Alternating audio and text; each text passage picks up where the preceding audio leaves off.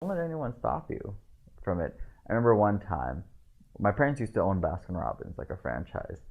I was studying at FIDM, and this guy came in. He was about 6 feet four, and he wanted a two scoop sundae. So I gave him a two scoop sundae. I was like, "Do you want hot fudge?" Blah blah. He goes, "I want hot fudge." I was like, "Okay, let's put the hot fudge on it, put the whipped cream, whatever." And I gave it to him. He goes, "My ice cream is melted." I was like, "Cause you want hot fudge, right?" I was like, "I can't do anything about it."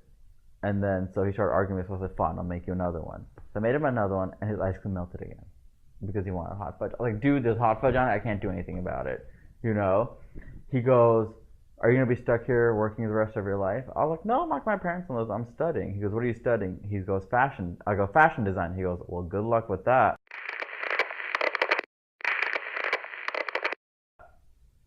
And that was the day. You know, screw you. I'll show you, man. I'll show you. I knew I got into Parsons because I got the big envelope. Right? I got the big envelope. I was like, "Oh God, I got it!" I was a finalist for a few things. I've been in a few magazines. Been in Women's Wear Daily, Style.com. I had one picture on Vogue. But do you want me to go through it all?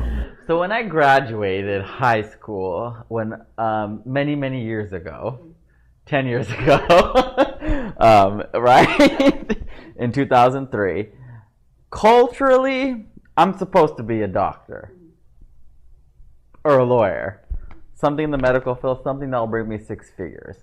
And I said, "Okay, mom and dad, I'll become a lawyer or a doctor," you know. So I was going through pre-med at San Francisco State University, and it was actually anatomy class when I decided. I was like, "This, I can't do this. I don't like dead people." Interestingly enough, my collection is based off a funeral. But I was like, "I just don't like this. I can't do it," and it just wasn't me. You know, I was supposed to be a pediatrician or a brain surgeon. That's what I wanted to do. Um, but as time changed, it's like I don't want to do. So at SF State, I went from becoming a pre-med major to a law major to a political science major to an accounting major to a drama major to a history major, um, and then finally settling on marketing. So I went through multiple majors, and it was a constant battle between of what do I want to do and how do I make my parents happy. Yeah, it wasn't until end of 2006 where I finally had the guts to go on the website and look up fashion schools. Because I knew I wanted to do something in fashion. You know, in college, not at Parsons, but at San Francisco State, I would always dress up. I would always wear something like a suit or something to class. You know, and I knew I wanted to become a stylist or something. But when I went online, I wanted to, you know, either come to New York or stay in San Francisco.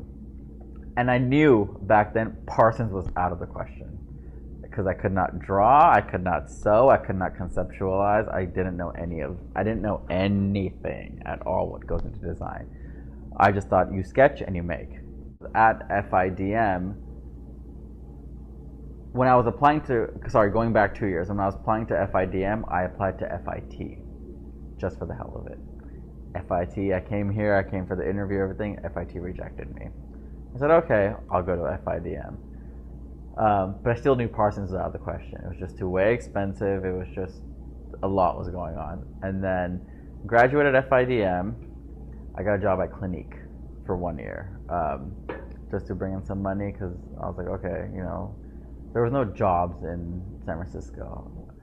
And then so November after I graduated, till 2000, sorry, I graduated in 2009.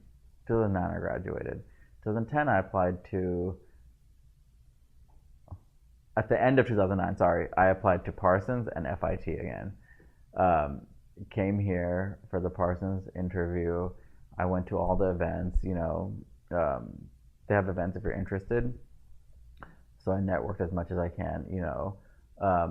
I knew how to kind of conceptually think, but FIDM is more of a technical school. So I had the sewing down. Um, I applied to both schools. I got into both schools. Everyone has this idea of, oh, I'm gonna go to school, I'm gonna design, it's gonna be so easy, my mom and dad are gonna buy me a Chanel bag. If you're one of those people, then you shouldn't be wasting anyone's time. Honestly, that's my advice for students. I think you should be very serious if this is what you want to do, because it is very cutthroat out there. It's very cutthroat. It's hard. It's hard for people to get jobs right out of college going into design. Um, One of my advice is go to a community college for 2 years. You know, explore other options before you go into fashion. Because 90% of the time, students who have their heart set on something, they change majors. And some people aren't happy with it. And I think if you're gonna also go into fashion, be prepared not to sleep. You're not gonna sleep. You will not sleep. It's not easy. It's not an easy major. It is hard as hell.